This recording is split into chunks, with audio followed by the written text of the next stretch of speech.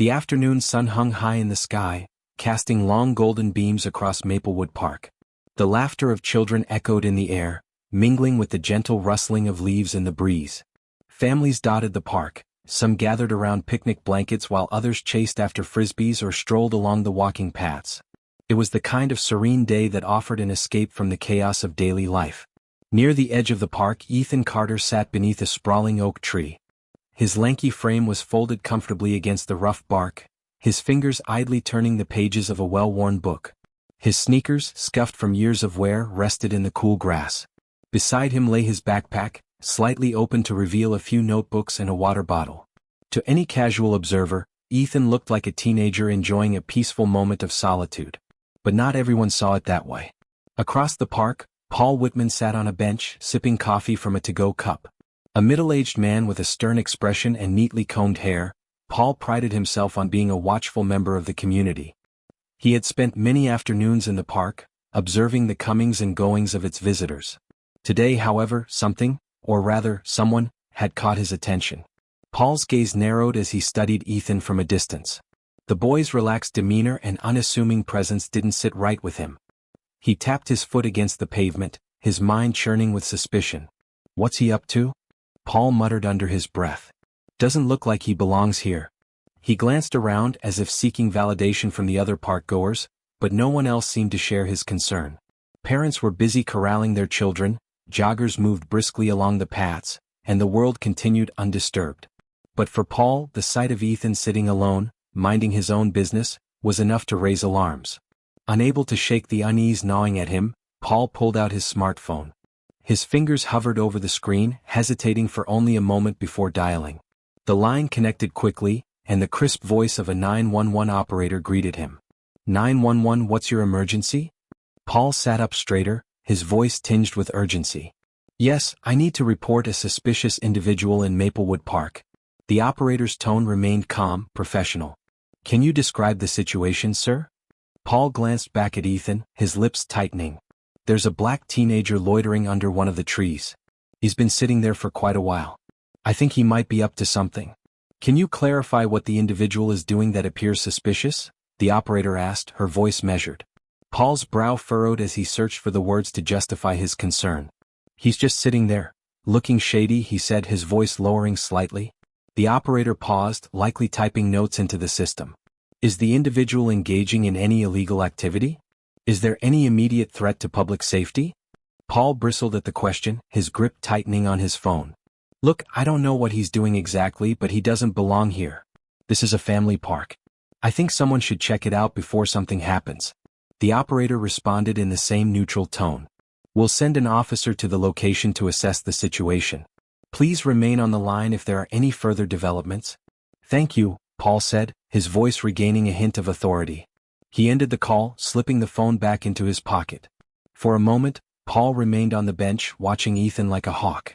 The teenager, oblivious to the scrutiny, turned another page in his book, his lips curling into a faint smile at something he'd read. It was the kind of moment that would go unnoticed by most people, a quiet snapshot of a young mind engaged in thought. But for Paul, it was evidence of something nefarious, a puzzle piece in a narrative he had already constructed. Paul crossed his arms, feeling a sense of vindication. In his mind, he was acting as a guardian of the community, preventing potential harm before it could unfold. But deep down, beneath the layers of self-assurance, there was a flicker of doubt he refused to acknowledge. After all, what harm could a teenager reading a book possibly pose? Meanwhile, Ethan remained blissfully unaware of the brewing storm. The park had always been a place of refuge for him, a space where he could escape the noise of his neighborhood and immerse himself in the stories he loved. His mom had dropped him off earlier that afternoon, promising to pick him up after her shift at work. Until then, he planned to finish the last few chapters of his book and maybe sketch a few ideas for his art class. He stretched his legs out in front of him, letting the sunlight warm his skin. The scent of freshly cut grass and the faint aroma of hot dogs from a nearby food cart filled the air. It was a perfect day, or so he thought. As he flipped another page, Ethan felt a faint prickling sensation at the back of his neck, as if someone were watching him. He glanced up, his eyes scanning the park. His gaze briefly landed on Paul, who quickly averted his eyes, pretending to check his phone.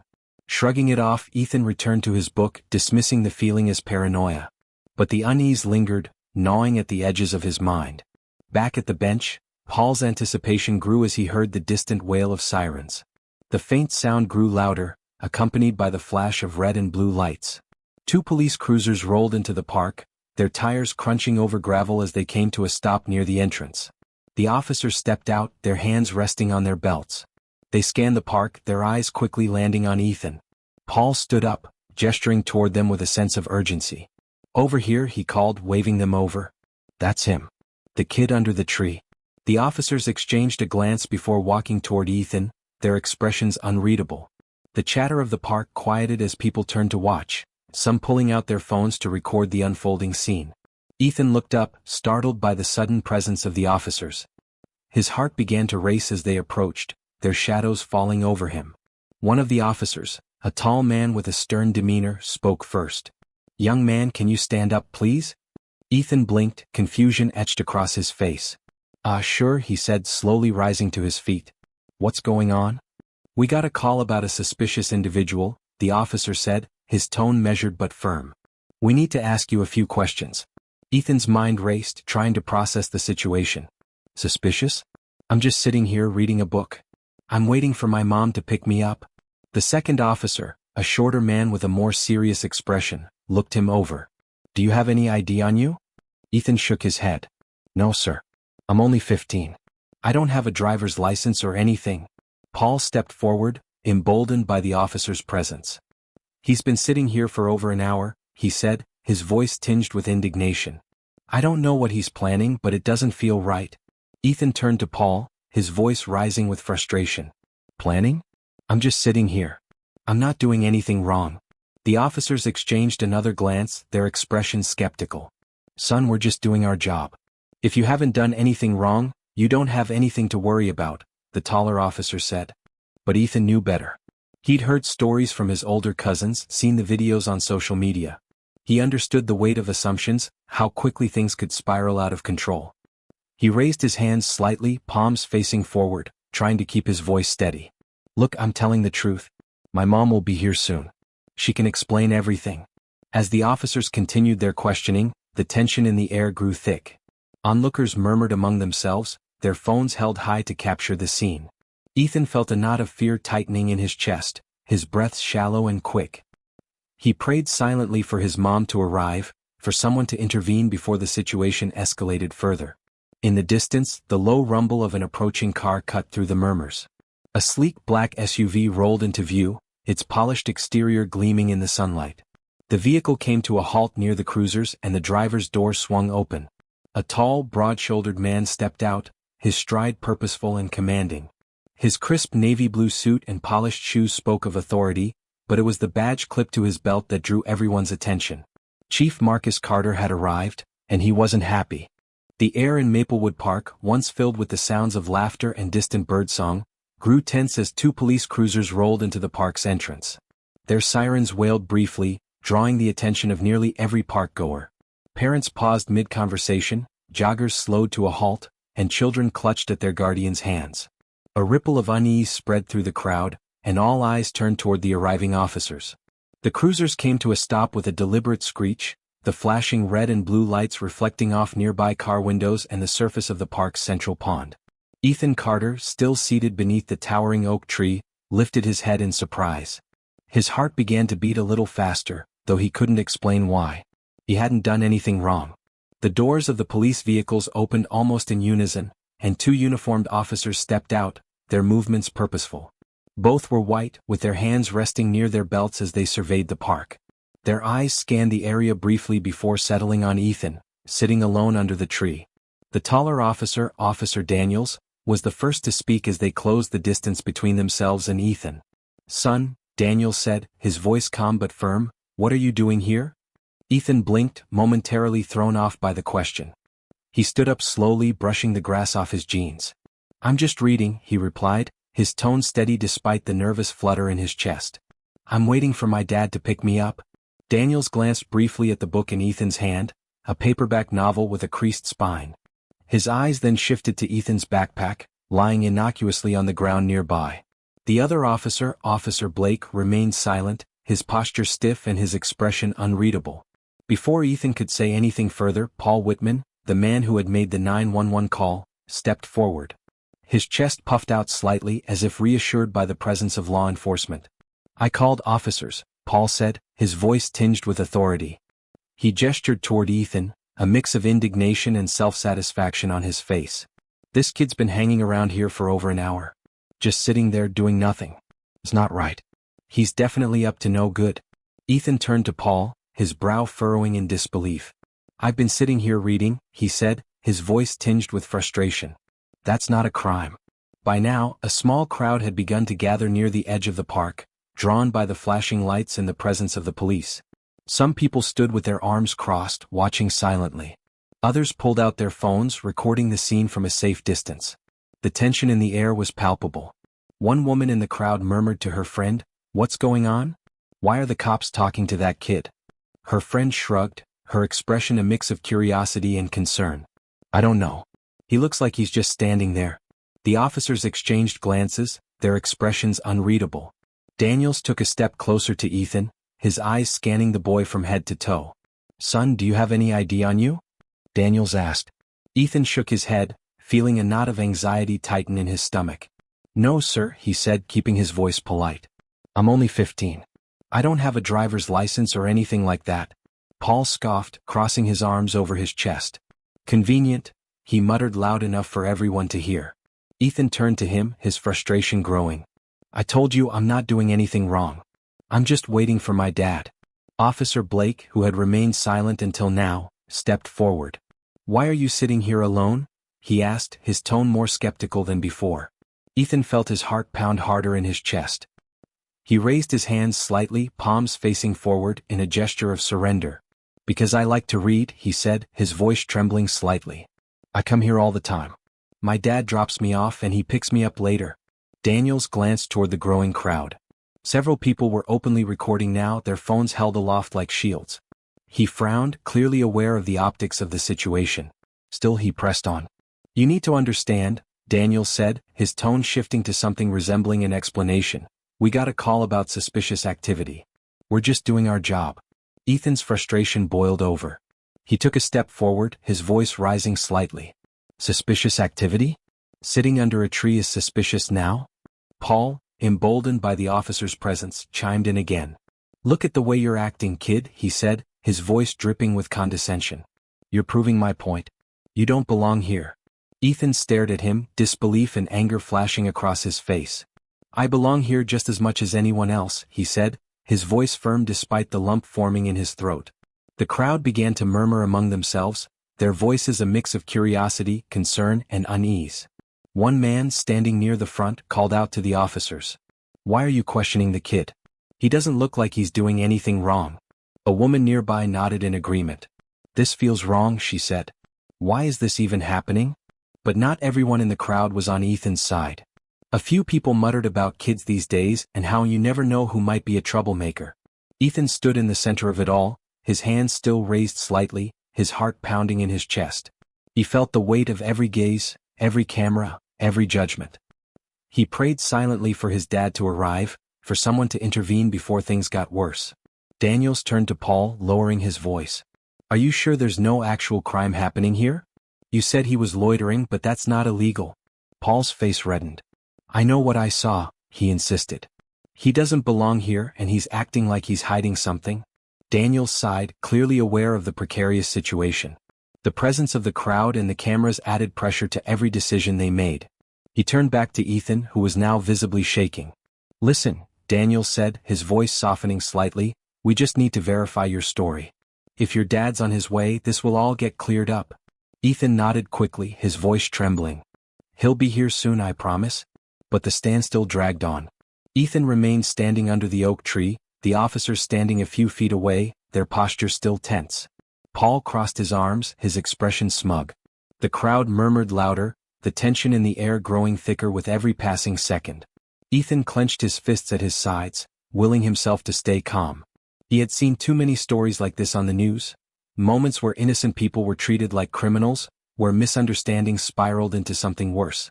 He refused to let that happen to him. "Please," he said quietly, his voice steady but firm. "I just want to wait for my dad." And then, as if in answer to his prayers, the low rumble of an approaching car broke through the tension.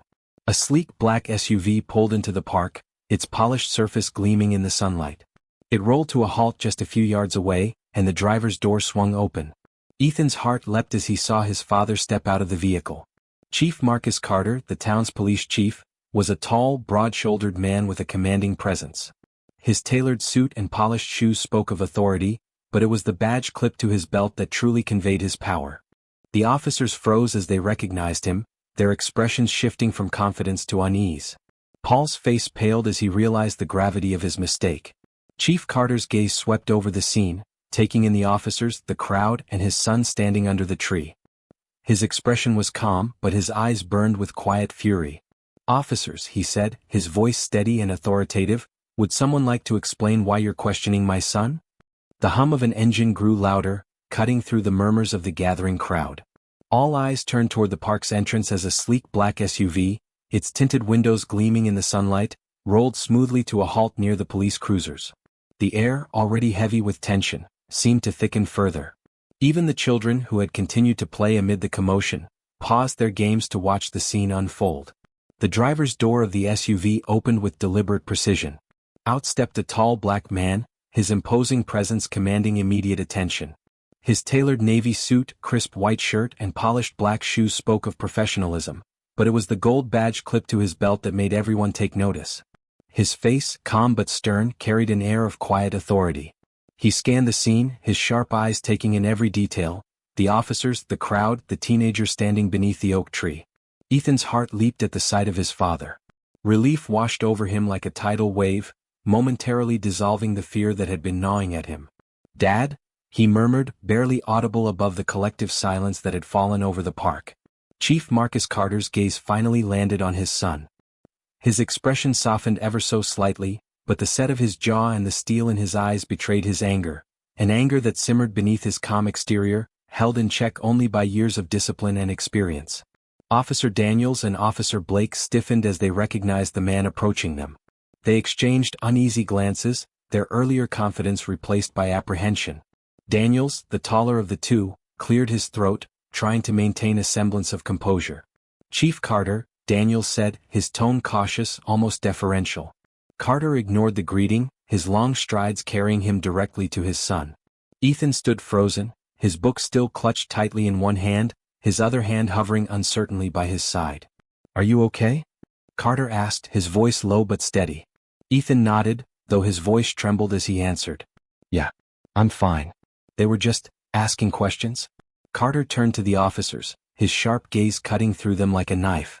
"And why," he said, his voice rising slightly, "are my officers questioning my son in the middle of a public park?"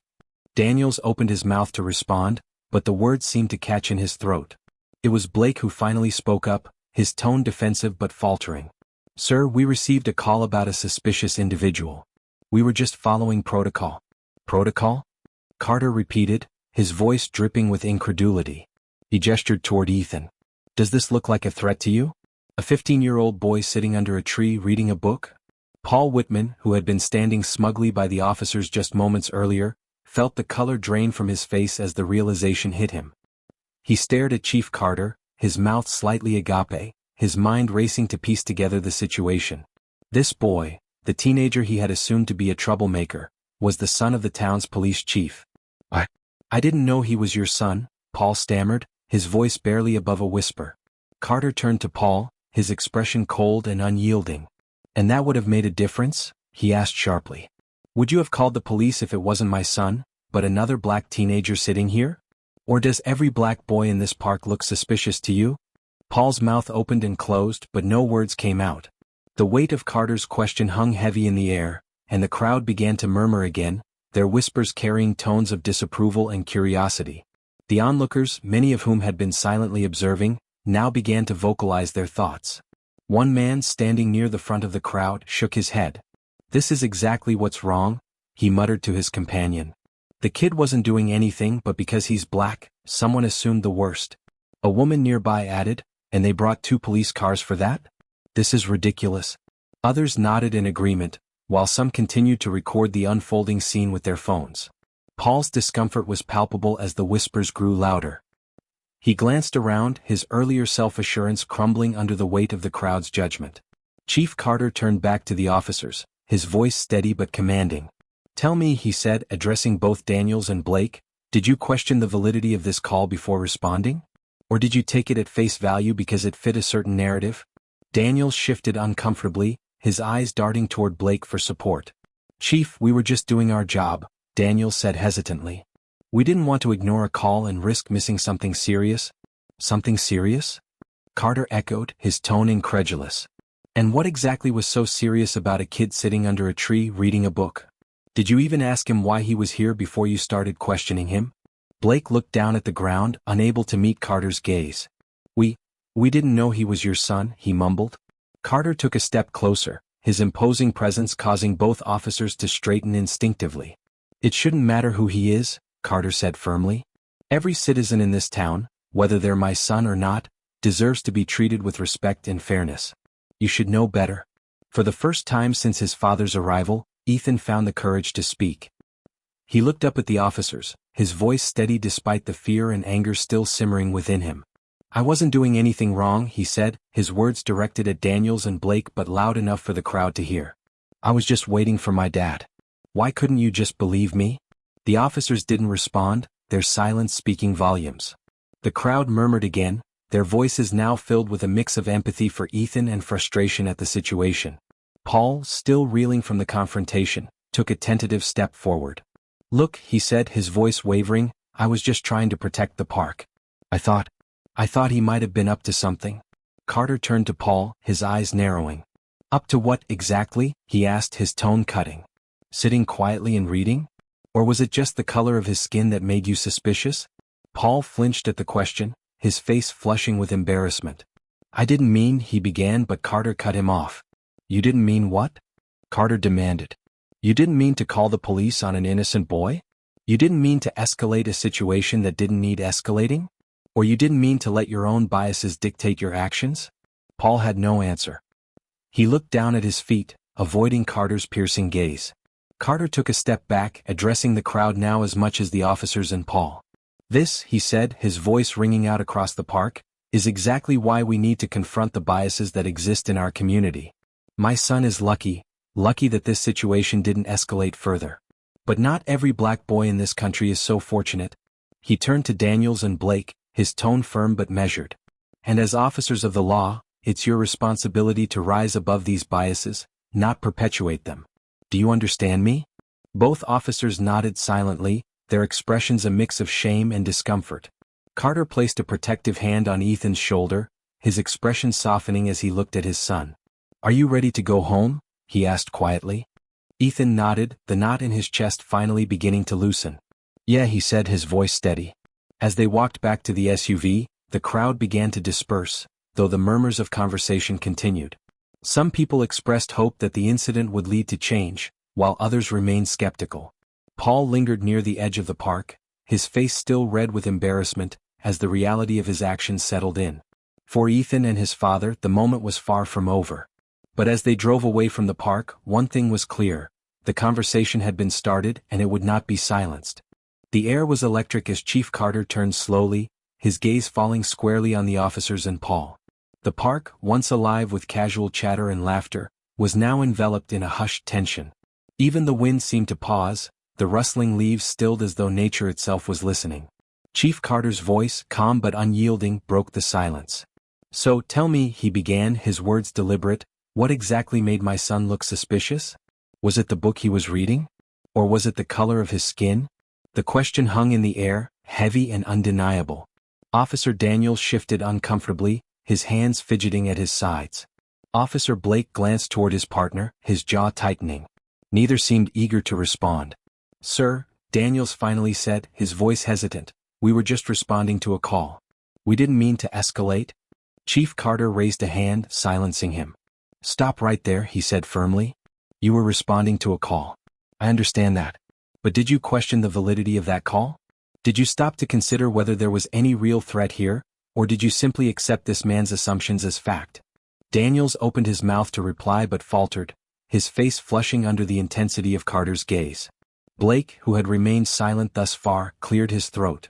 Chief, with all due respect, we were trying to do our job. We didn't want to take any chances.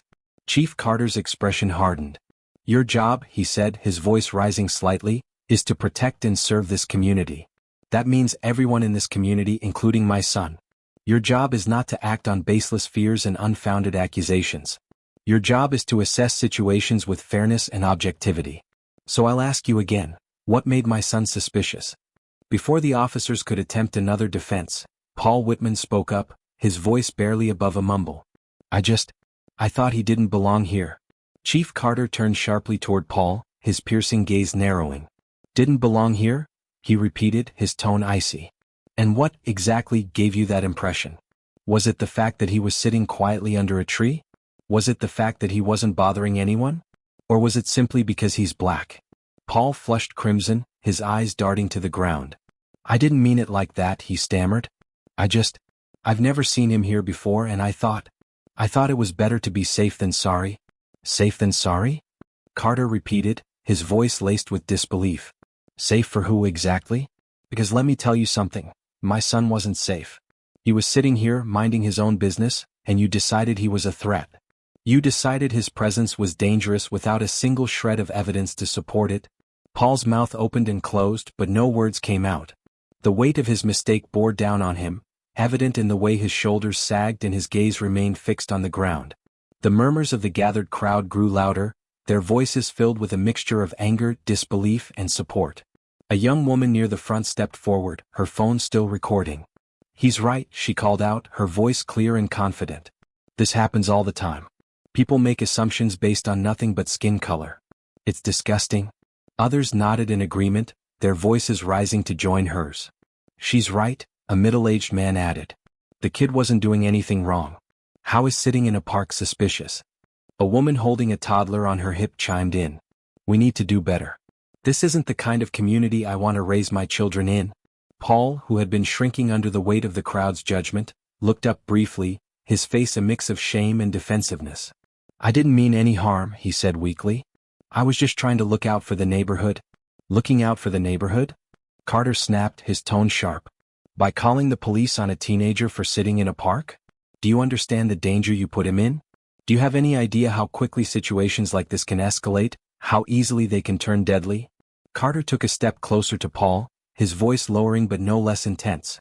You didn't mean harm, he said, his words cutting. But your actions were harmful. Your assumptions, your biases, they have consequences. My son could have been arrested today. He could have been hurt. Or worse. Paul looked away, his face pale. He opened his mouth to respond but seemed to think better of it, remaining silent. Turning back to the officers, Carter continued. And you too, he said, his voice stern. You're supposed to be professionals. You're supposed to know better. You didn't just fail my son today, you failed this entire community. Daniels and Blake both looked down, their earlier defensiveness replaced by visible shame. We're sorry, Chief, Daniels said quietly. We should have handled this differently. Damn right you should have, Carter shot back. And you will. Because this is not just about my son. It's about every black boy in this town who deserves to walk into a park or a store or a classroom and not be treated like a criminal. Carter turned to address the crowd now, his voice rising so that everyone could hear. This, he said, gesturing toward Ethan and the gathered officers, is a symptom of a much larger problem. It's not just about one call or one mistake. It's about the biases we carry, the assumptions we make, and the way those assumptions can ruin lives. The crowd listened intently, their murmurs fading into silence. Carter's words hung in the air, resonating deeply with those who had witnessed the unfolding drama. My son deserves better, Carter continued, his voice steady. Your sons and daughters deserve better. We all deserve better. But it starts with us, each of us, acknowledging our biases, confronting them, and doing the work to change. He turned to Paul once more. You called the police because you thought my son didn't belong here. But this park belongs to everyone. It's not your park. It's not your community to gatekeep. And until you understand that, you're part of the problem. Paul nodded mutely, his face etched with regret. I'm sorry, he said softly, though the words felt hollow in the face of what had transpired. Ethan, who had remained silent through much of the exchange, finally spoke up. His voice was steady but tinged with emotion. I just wanted to sit here and read, he said, looking directly at Paul. That's all. I wasn't doing anything wrong. I didn't deserve this. Paul flinched, unable to meet Ethan's gaze. "I know," he murmured. "I'm sorry."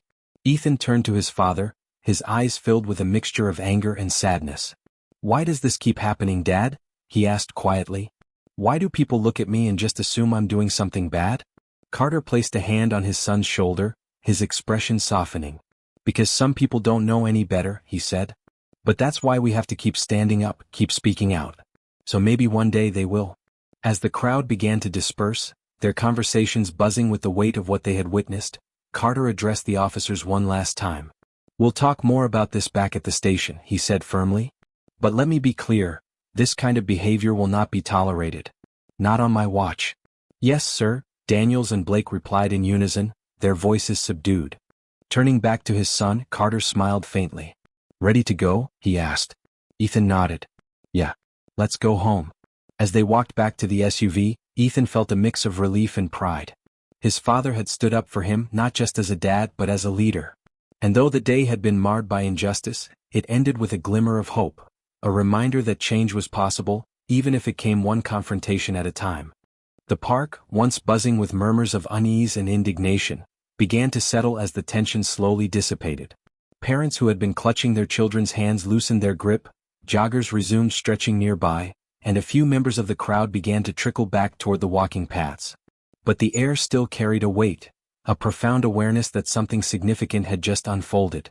Chief Marcus Carter turned to his son, his expression softening for the first time since he arrived. The quiet strength in his demeanor, the way he placed a steadying hand on Ethan's shoulder, conveyed more than words ever could. "You okay, son?" Carter asked, his voice low but filled with concern. Ethan looked up at his father, his face a mixture of lingering fear and burgeoning relief. "Yeah, Dad. I'm okay," he said, his voice steadier than he expected it to be. The knot of tension in his chest was finally beginning to loosen, replaced by the comfort of his father's presence. Chief Carter straightened, his hand still resting on Ethan's shoulder. He turned back toward the crowd, now standing as a collective witness to the incident. His voice, deep and commanding, carried across the park with the clarity of a seasoned leader. "Let this be a lesson for all of us," Carter said, his eyes sweeping across the faces in front of him. "We cannot build a safe community if we allow fear and prejudice to dictate our actions. Change starts with accountability." The crowd, many of whom had remained silent throughout the confrontation, began to nod in agreement. A young woman near the front, still recording on her phone, whispered to a friend, "He's right. This kind of thing can't keep happening." Carter's words carried a gravity that silenced any lingering murmurs of dissent. He continued, his tone steady but impassioned. "Today my son was labeled a threat because of the way he looks. That label was based on assumptions rooted in fear, ignorance, and bias. And that's a problem not just for my family but for every family in this community." He glanced toward Paul Whitman, who stood awkwardly to the side, his face flushed with shame. "We have to do better," Carter said, his words directed at both Paul and the crowd as a whole. "This isn't just about one call. It's about the culture we've created. It's about teaching our children, our neighbors, and ourselves that everyone, no matter their skin color, deserves the benefit of the doubt." Paul's head dipped lower with each passing moment. The weight of Carter's words pressed down on him, forcing him to confront the reality of his actions. When the silence became unbearable, he finally spoke, his voice quiet and trembling.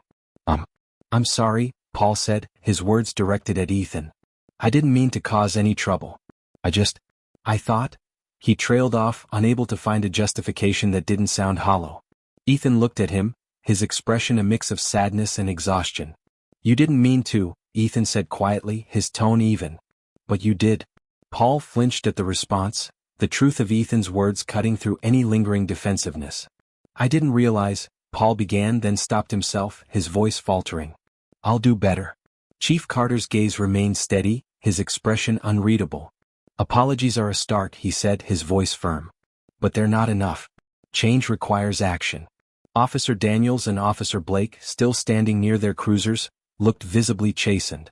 Their earlier confidence had evaporated, replaced by a quiet awareness of their role in escalating the situation. Daniels cleared his throat, stepping forward slightly. "Chief, we're sorry for how we handled this," Daniels said, his tone subdued. "We should have questioned the call more thoroughly before acting." Carter turned his attention to the officers, his expression sharp but tempered. "You're right," he said. "You should have." And this isn't the first time I've had to say this to someone in uniform. You have to do better, not just for my son, but for every member of this community. Blake nodded solemnly. Understood, sir. We'll reflect on this. You'll do more than reflect, Carter replied. We're going to have a discussion at the station about how this happened, and how we make sure it doesn't happen again. As the attention shifted away from him, Ethan felt a strange sense of empowerment rising within him. He had spent the past hour feeling helpless, his presence criminalized for no reason other than the color of his skin. But now, standing beside his father and seeing the crowd begin to understand the injustice of what had happened, Ethan felt his voice returning. He turned to the crowd, his voice steady but charged with emotion. This isn't the first time something like this has happened to me, he said, his words carrying the weight of lived experience. I've been followed in stores, looked at funny in neighborhoods I live in. And now, today, I was treated like a criminal for sitting in a park. The crowd listened in silence, the gravity of Ethan's words settling over them. I don't want this to happen to me again, Ethan continued. And I don't want it to happen to anyone else. We all deserve to feel safe, everywhere. Chief Carter looked down at his son, pride evident in his eyes. He placed a hand on Ethan's shoulder again, giving it a reassuring squeeze. Well said, he murmured. Turning back to the crowd, Carter addressed them one final time. What happened here today is a wake-up call. It's not just about holding individuals accountable, it's about addressing the systems and the biases that allow this kind of thing to keep happening. And that starts with all of us. The crowd began to nod again, their earlier murmurs of discomfort replaced by expressions of agreement. Several people clapped softly, the sound spreading as others joined in. It wasn't loud or celebratory, it was thoughtful, reflective, and filled with resolve. As the clapping subsided, Carter turned to Ethan. Ready to go home? He asked gently. Ethan nodded. Yeah, Dad. Let's go. Together, they walked toward the black SUV, the weight of the day's events hanging between them but no longer crushing. Ethan glanced back at the crowd as they walked, seeing nods of understanding, whispered conversations, and a few supportive smiles. For the first time that day he felt a glimmer of hope. As Carter and Ethan drove away, the park began to return to its normal rhythm. But the conversation they had sparked lingered in the air. Groups of people stood together, discussing what they had seen. Some talked about the biases they needed to confront in themselves. Others shared stories of similar incidents they or their loved ones had experienced. Local reporters who had arrived during the confrontation began interviewing witnesses. One young woman, still holding her phone, said, "I'm posting this video online. People need to see what happened here today. It's not okay." Back in the SUV, Ethan turned to his father. "Do you think what we said will actually make a difference?" he asked. Carter glanced at him, his expression thoughtful. "It's hard to say," he admitted. "Change doesn't happen overnight. But moments like this, they plant seeds. And those seeds can grow into something real." Ethan nodded, his father's words giving him a sense of purpose. "Then I'm glad we didn't stay silent," he said. "So am I," Carter replied, a small smile breaking through his otherwise serious demeanor. In the days and weeks that followed, the incident at Maplewood Park became a catalyst for change. The video of the confrontation, shared widely on social media, sparked a national conversation about bias and accountability. Chief Carter, true to his word, implemented new training protocols for his officers, emphasizing the importance of unbiased policing and community trust. Paul Whitman, humbled by the experience, attended a town hall meeting to publicly apologize and share what he had learned about his own biases. "I made a mistake," he admitted to the gathered community. "And I'll spend the rest of my life trying to do better." For Ethan, the experience became a turning point. He joined his school's debate team, using his voice to advocate for justice and equality. And while the memory of that day in the park remained, it no longer felt like a scar. It felt like a badge of strength. This story serves as a powerful reminder of what it means to stand up against prejudice and injustice. Chief Marcus Carter didn't just protect his son. He used his voice and authority to shine a light on an issue that affects so many. His actions transformed what could have been a quiet injustice into a conversation the community couldn't ignore, inspiring others to reflect, learn, and commit to change. Moments like these aren't just about one family or one park. They're about the values we uphold and the future we want to create. Ethan's courage and his father's leadership remind us that progress starts with a single step and that confronting bias, no matter how uncomfortable, is the responsibility of every person in every community. If you believe in justice, equality, and the importance of stories like this, join us in amplifying these voices. Hit that subscribe button and turn on notifications so you never miss another real-life lesson that inspires change. Now it's your turn. Let us know in the comments, how can we work together to confront bias and build safer, more inclusive communities? Share your thoughts because every voice matters, and every conversation brings us one step closer to a better world.